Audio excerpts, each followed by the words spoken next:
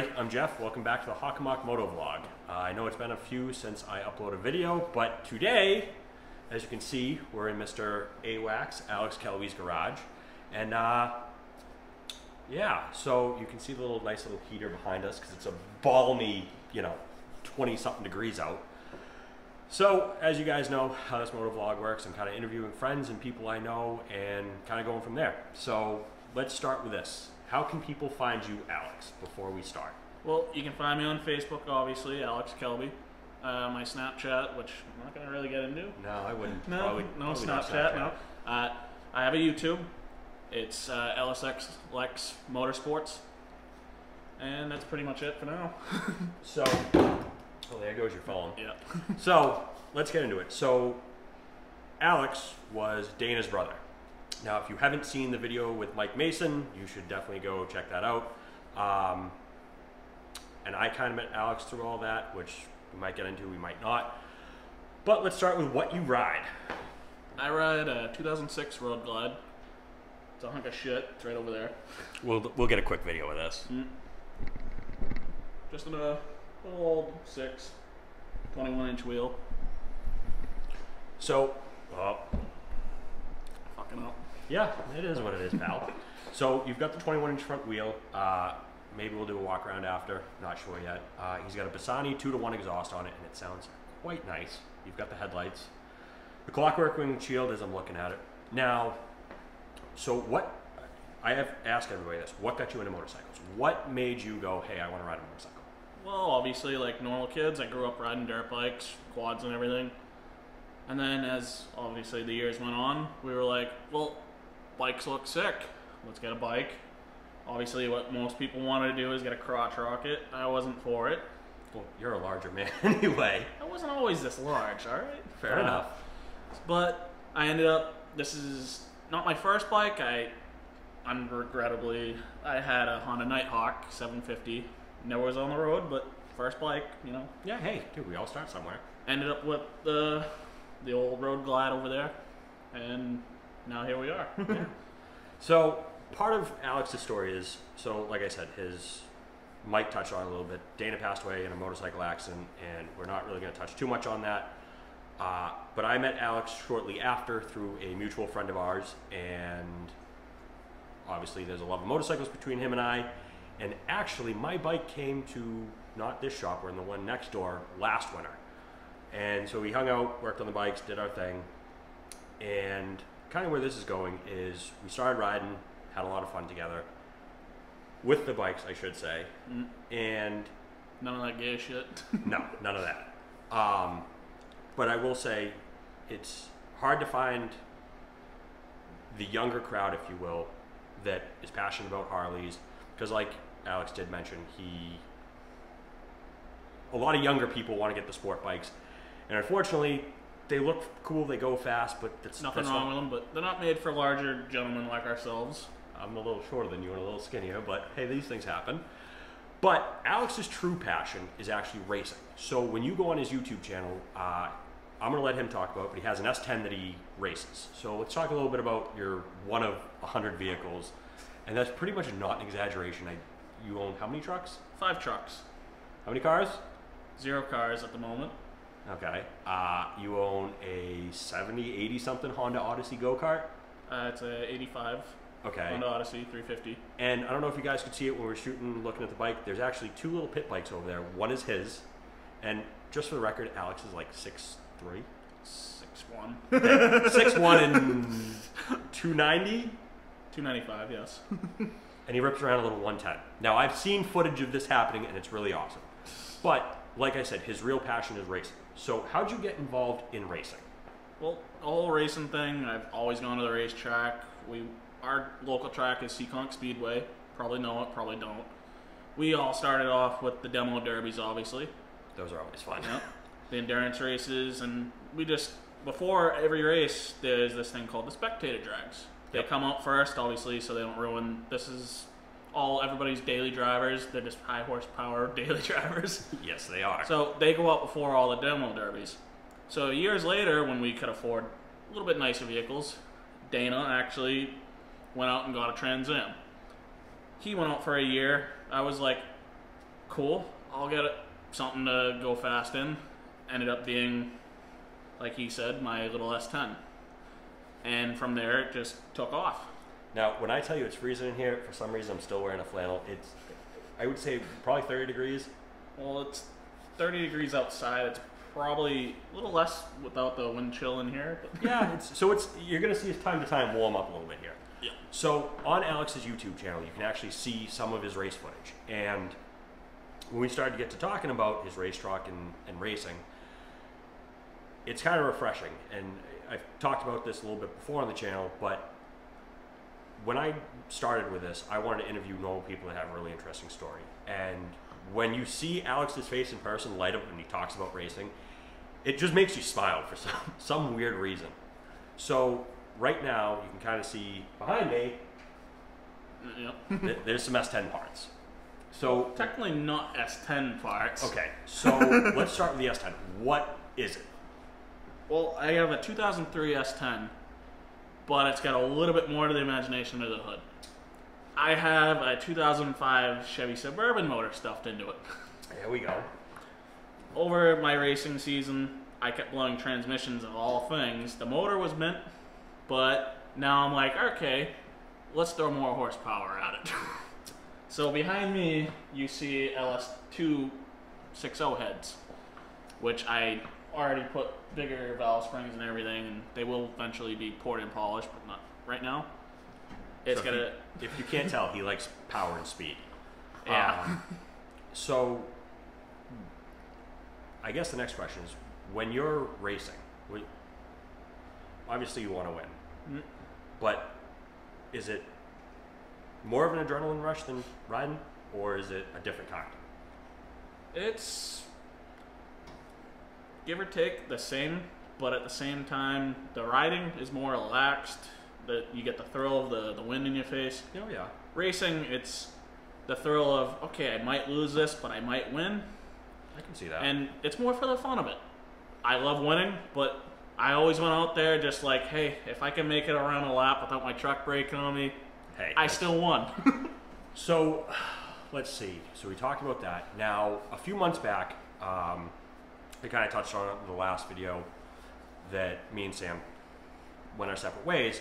But Alex showed up at the apartment where we were living with an 84 C10. 84 C10. Now, he had texted me saying, hey, I'm going to stop by. I got a new truck. Now, immediately in my head, I'm like, oh, he probably went out and bought like a 2020, 2500 Duramax. I'm like, oh, all right. Nope, not me. Nope, not Alex. He shows up in this 84 C10, and it is beautiful in its own special way. Yet in the back of it is stuffed a quad. Which I also just bought. Yeah, I think this was like within days of each other. So And Alex I shows just up. happened to buy the quad up the street from your house. This is true. So the little hidden part is there is also another truck that is very near and dear to your heart. So the C10, like I said, is a beautiful truck. This film is actually getting shot on top of his brother's 78 C10 as well. So what's this other truck you're building? So I definitely got to get into this because I want the whole story. You gotta be more specific. A lot of builds going on. The Cummins. Oh, the old shorty Cummins. So first, how did you get the Cummins? Well, kind of a long story. I'll shorten it. Okay. The truck was my little brother Dana's. He got it in a trade, but it needed a lot of work to get running. So when he passed, I was like, I'm gonna finish the truck and make it in what I think would be his image. So I'm still in the process of getting it running. It did start, but it did not stay running, so that's more work that we're gonna do. So what did that start life as? That started out as it was a dually dump truck, 1 ton, 5-speed, 12 valve. And it does not look like that anymore. So now what has it become? As it sits right now, it is a single rear wheel, single cab, short bed, and it had twin turbos on it. And it literally sits this high off the ground. If you can't tell, it's less than, probably about an inch. It is lowered. It is more slammed than the truck this camera is sitting on, and it's more slammed than my S10, which is slammed. So, with the Cummins build, are you looking for power out of it, reliability? It's more or less the same. I want it to be peppy like it used to be. Prior to me owning it, it was around a 700 horsepower truck. Okay. But obviously, when we got it, the old owner had kept the turbo set up, so I'm starting from scratch with that. Okay. But said and done, it's going to be a weekend cruiser most likely. No, that's way over there. I was going to talk about what plates are going to go on it eventually, but That's way in the corner. yeah. So it's going to be not a show truck, but it's going to be nicer than it is. Okay. It's going to be a... So we would totally bring you outside right now, and I have the light set up, but unfortunately, like I said, it is pretty Frigid damn cold. out. And It just got dark. yeah, and when I shot the little footage of the bike, that big garage door is going to let what little heat we have in here out, which we don't want to do. So the big reason I want to shoot this video with Alex is, well, the other week I came by here and had a few of these blue cans of deliciousness. A couple of the crispy boys, if you will. Yeah. And we got to talking. Now, I've mentioned a little bit about it on the channel, but not a lot. So my best friend Luke had passed away from cancer about 2 years ago, and actually, no, damn it. Dude, November was 2 years. Mm-hmm. So like almost 2.5 years ago now. Wow. Mm-hmm. Time flies when you're not paying attention. And part of Luke's final request was that I spread ashes. Now, after talking with Alex and kind of just about stuff in general, there's a lot of rides around here that we can do in mass. None of them really speak to me. I mean, they're nice to do, but it's not where I feel it. So after having a few crispy boys, as he calls them, we decided to start playing on the phones and looking at a map. So this is where this is going to go. So originally, we had planned to go from just south of Boston, like you guys know, the South Shore of Massachusetts near the Cape, and I'm looking over in the corner here, he purchased a giant map to put on the wall. Doesn't have every town and city, but it has the major ones. So after a few Bud Light beverages, and I'm not copyrighting that, but a few beverages, we decided, well, what the hell? We're going to ride to New Orleans.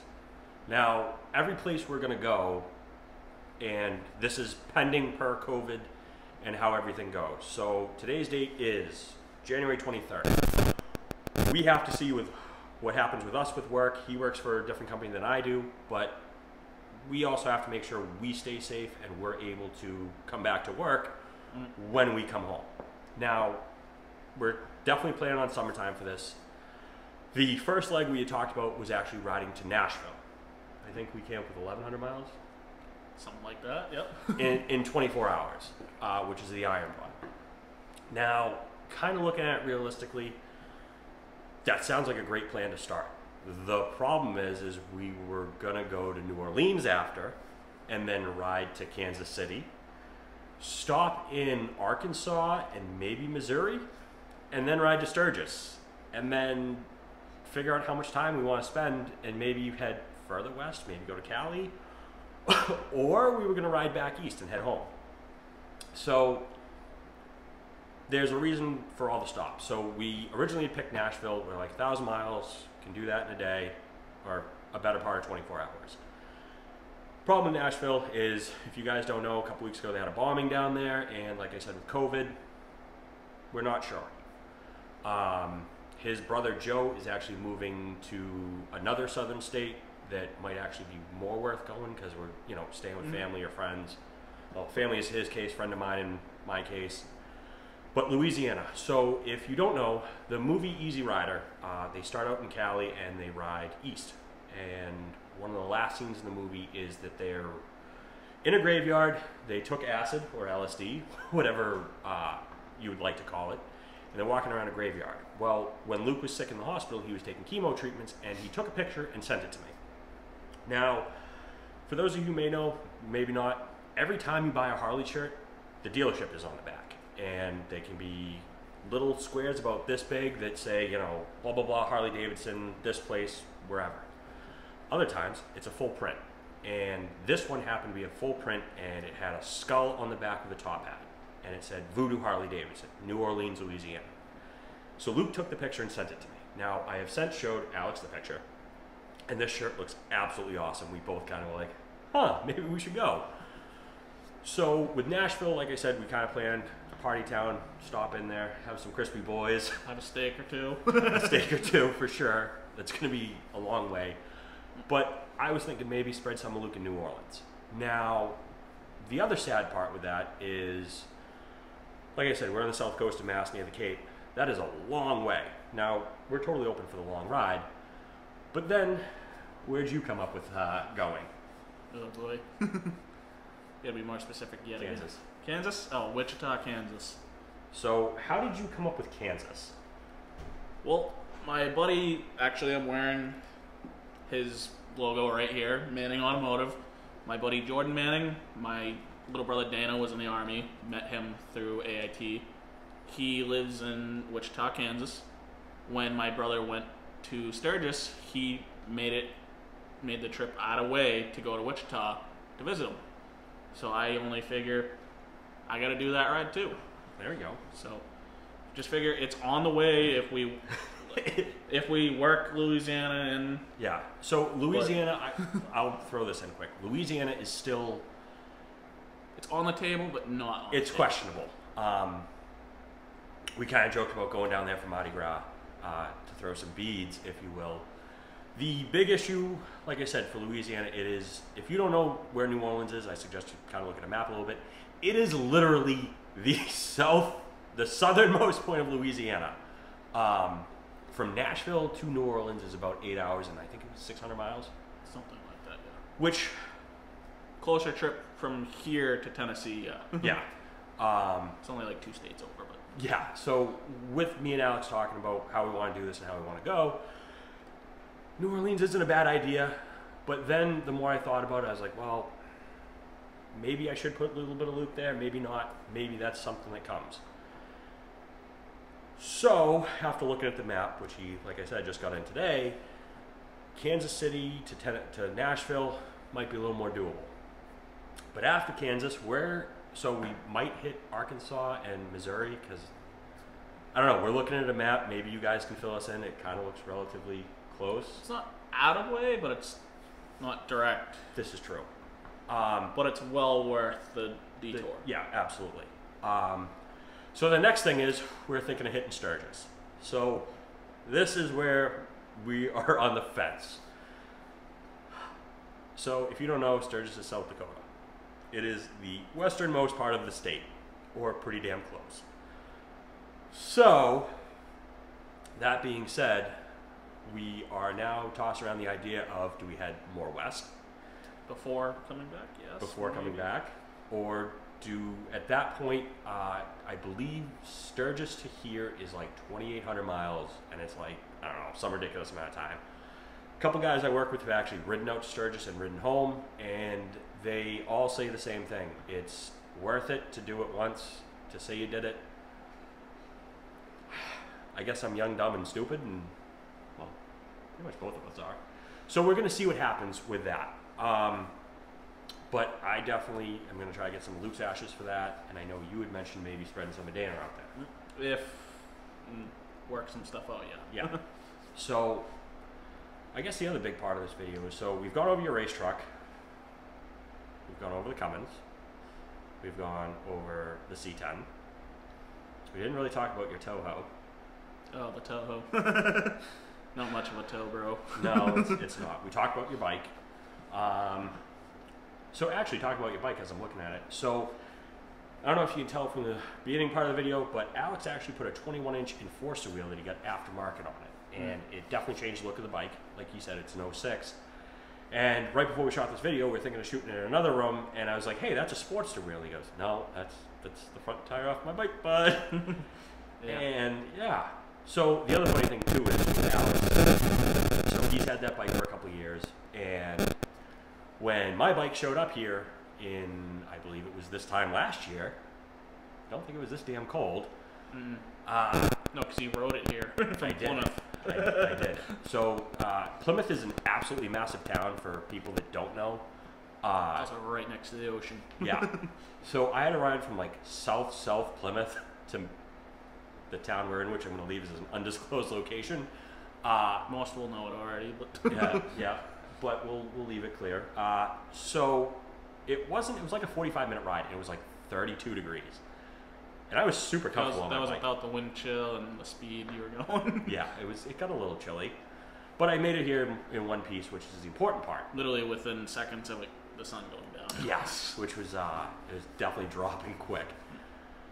So that being said, with the bike coming here, we definitely did some work on it and had some fun times. But the point of that is, so with being friends with Alex, he tells me, hey, my radio shit the bed. It's not working, it's doing this and doing that. Kind of worked when it wanted to. Yeah, so I start laughing. And I was like, well, you want my radio? He's like, well, I can't take your radio. And so then I show him a little picture on my phone. I said, yeah, this already came in. And I've talked about it a little bit before about what I have for a bike, and I went with a Rockford Fosgate kit. Now, it's funny, as I'm saying that, if you haven't gone and seen Harley's new demo video, I guess we should call it, for 2021, I believe it's just on the CVOs for now, but it could be for the other models. They have completely upgraded to Rockford Fosgate. So it makes me feel a little bit better, I guess, that I kind of have like the stock equivalent, but not really, but kind of. And so I ended up giving Alex my radio, and we ended up going for a ride. Oh, that must have been August. Mm-hmm. It was right before my birthday, if I believe, yeah. Yeah, so we went for a ride in August, and we rode from where we are down to Plymouth to a local watering hole called Speedwell Town? Speedwells. Yeah, they have phenomenal chicken wings, if you don't know. I believe you got Buffalo. I did, correctly. Yes. 1010 would recommend Speedwells, though. Yes, and I went with Bloody Mary wings, which were quite phenomenal. So we did our thing, and we get out to the parking lot, or down the street to the parking lot, and for some reason, the other party that was with us decided that they wanted to go for a walk, which wouldn't have been a bad idea, except we were both in jeans. We're both large men, and boots. And boots. And I believe we were both wearing a black shirt. Yeah. No, we were both wearing, I still have the picture, I was in a cutoff shirt, so were you. But it got toasty very quickly. So anyway, we get back to the parking lot, and he turns his stereo up, and he starts doing the little Alex dance. I'm like, so bud, how's the radio working? He's like, dude, it's changed everything. So we ended up riding back, and I'll never forget this. So we ride back, and we took the long way home. And we had a really fun ride coming back, except for the one car that almost annihilated us. Yeah, which I've seen some people, if you don't know, his name's 508 Dinah. He's actually a local guy. He's from like New Bedford, Dartmouth. And he actually has a video of an incident that may have happened on his bike a couple months back, and I had a conversation with him. I message with him quite frequently. He's a really nice guy. His name's Pete. They call him Scoob. Go check his channel out. I don't want to take too much out of the video, but part of the conversation we had is, and I'm going to see if you agree with this, today's technology in vehicles, and this is kind of a side tangent rant, I guess. Cars are doing too much nowadays. Mm. And part of that being, with a car doing too much nowadays, it makes it a lot harder to focus, I guess, for some people. And I know we had the little conversation when we got back here, because I was like, hey, I want a cigarette right away. But anyway, so when me and the person left, we rode back to our apartment, looked at the clouds, and they were quite dark. And you're like, hey, you should probably get home. They were approaching quite quick, yes. So we got home safe and sound, of course. And there's actually a really nice picture she took. And if you don't know, actually I do want to show this quick. Sorry for the shaky camera. Is you can hit Alex up and see if you can get some of these stickers. And this whole thing was Dana's thing. Dana did it to everybody, everywhere, for any reason he could. And so with Alex, he had given me a sticker, and I put it on the left glove box, cubby hole of the Roadglide. Cubby hole, yeah. Cubby hole. Now, if you don't know, I've put up a couple pictures of my bike. There is a tag for my buddy Luke that passed away, and I keep that on the left side as well. And so in my head, I'm riding, I'm going, oh shit, we're going to get dumped on. We ended up making it home, and I didn't cover the bike yet because it was, I mean, it was Toasty warm. Toasty warm. And so her and I get off the bike, and we make it upstairs, and I'm pulling my phone out to text Alex, say, hey, I made it home. There's a large crack of thunder, and then you just hear this monsoon almost. And I said, hey, I'm home. And before I could even send, I'm home, he texts me and goes, you soaked yet? So I happily beat the rain that day. Some of us don't. Sometimes we don't. I think the other thing that killed me on the ride home is the rotary down the street here. Yeah, so always avoid the rotary. So in Massachusetts, we call a roundabout a rotary. It's just something we do. It's a fucking rotary, not a roundabout. It's rotary. See, this is Massachusetts for you. We call them rotaries. Now, actually, I believe our highway signs say rotary. They do. The sign at the rotary shows you the little arrows with the circle, and it says rotary right above it. Spin that a little. That's totally true. It does. Wow, we're horrible people. God, I feel bad. Just like need to learn. if you guys ever come up here, I mean, you've got my YouTube thing. You can message me on here, or the Instagram page. If you don't, it's the same as YouTube. I believe it's Hockomock MOTOVLOG, or it might just be Hockomock Vlog. I'm not sure. It's probably something I should know. Yes. I guess. So the big thing for it is that I'm gonna say I feel really bad for anybody coming up here, and You're fucked. So another thing I do want to touch on is, so you've listened to the Fastlife Garage podcast. I actually kind of was like, hey, you should listen to this. This is really good. I haven't gotten too far into it, but heard a few good things on it. So when I told Alex that this is something I was going to do and blah, blah, blah, I was like, you know, hey, do you want to be on it? And like I said, I've reached out to a few people, gotten a bunch of yeses and a couple, not really. But when I told Alex about it, he was like all for it, which is great. And one of the funny things is, the guy Jace from Fastlife Garage, he actually made it up to New York.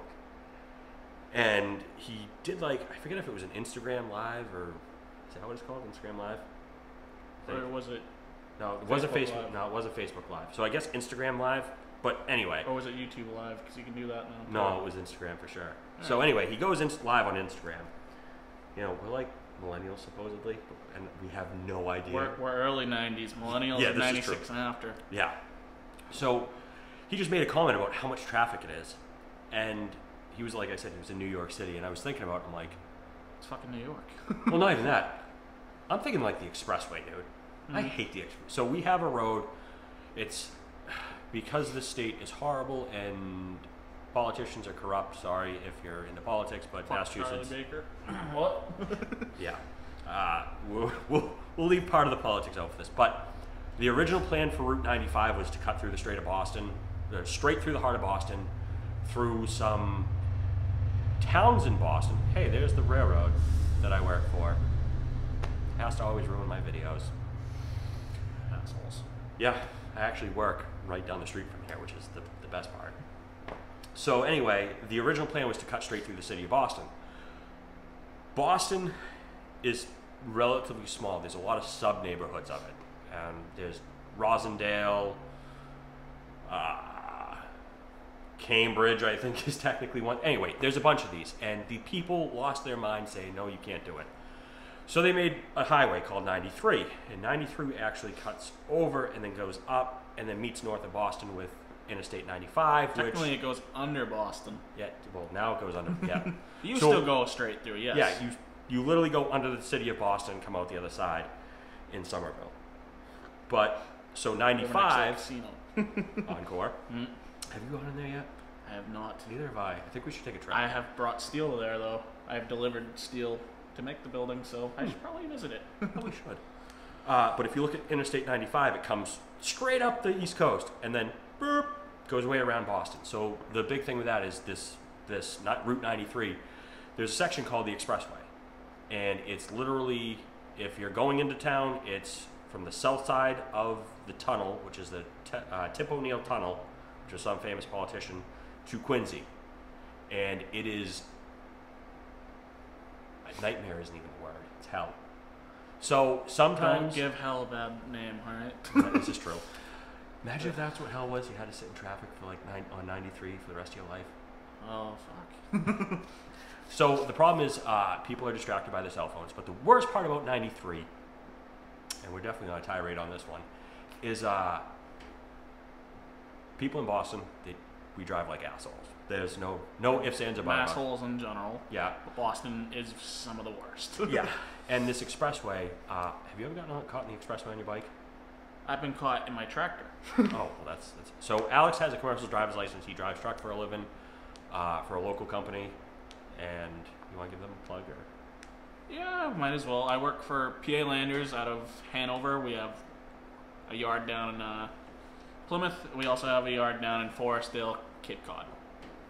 Is Forestdale really the Cape? Yes, it's right next to Sandwich. Huh. You learn something You have new to every go day. through Sandwich to get there. And yes, before you ask, there is a town in Massachusetts called Sandwich, and the police cars do say Sandwich Police. That was pretty viral a few years ago, I believe, on Facebook and Twitter. People lost their minds from out of state. And we were just like, what do you mean? It's Sandwich PD. I've actually had no run-ins with them. But every time I see them, like at Dunkin' Donuts, like if I'm on the bike and like I stop, they're always usually nice to me. Yeah.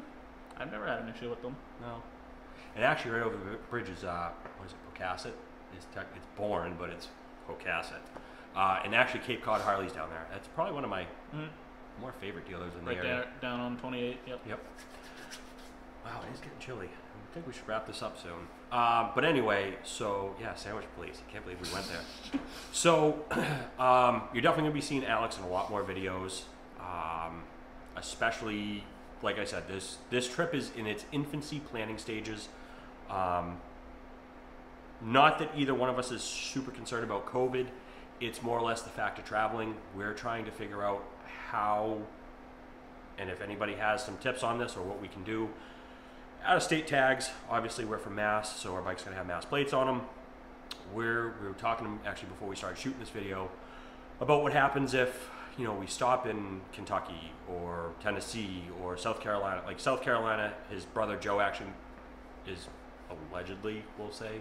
He just bought a house today, actually. They finalized the paperwork. Okay. So his brother Joe is actually moving down that way. So maybe we detour and go that way. We'll figure it out. But one of our big concerns is staying places and fuel.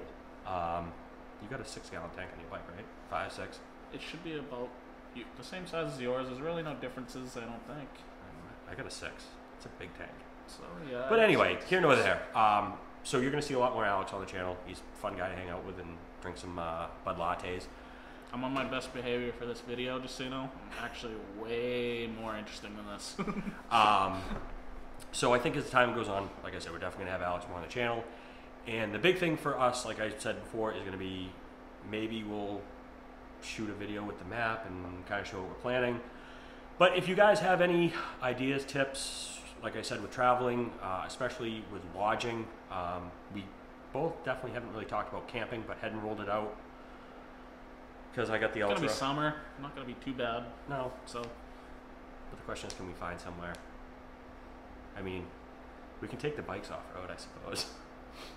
Wouldn't be. I have. Yeah, I've done it So. too. Damn Roadglides. They like going off road. But anyway, like I said, so you're gonna see more Alex, especially when this trip goes down. And even if, for whatever reason, we don't end up doing this trip this year, I can definitely say, beyond a shadow of a doubt, you will definitely see him in some videos. One thing he and I were kicking around earlier in here, before we cracked our first beers, and yes, that was number 1, was doing review from the road.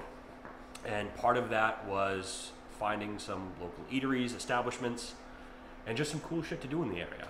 And I know me and Alex, like I said, we've obviously ridden together. We're a lot alike and on the same page with riding of, hey, we gotta go A to B, we're gonna make it.